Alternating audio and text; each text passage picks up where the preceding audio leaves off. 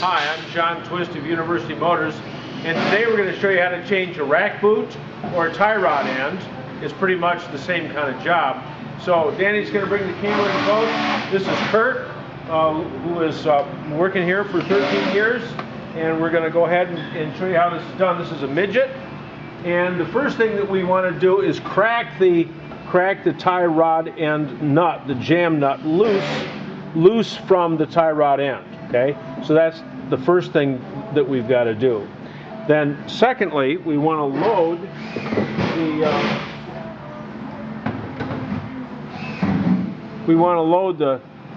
the tie rod away from the steering arm.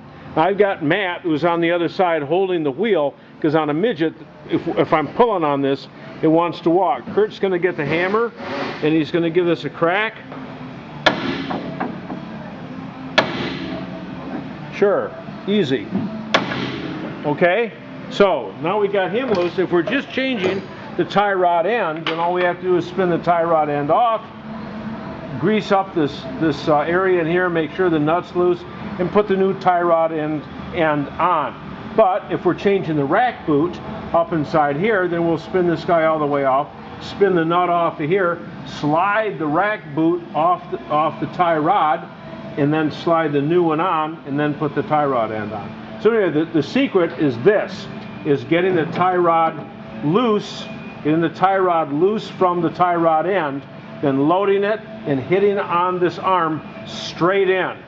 And it snaps right off.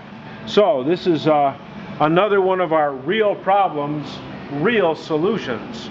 Anyway, that's it for tie rod ends and rack boots or gaiters. So we'll see you guys tomorrow.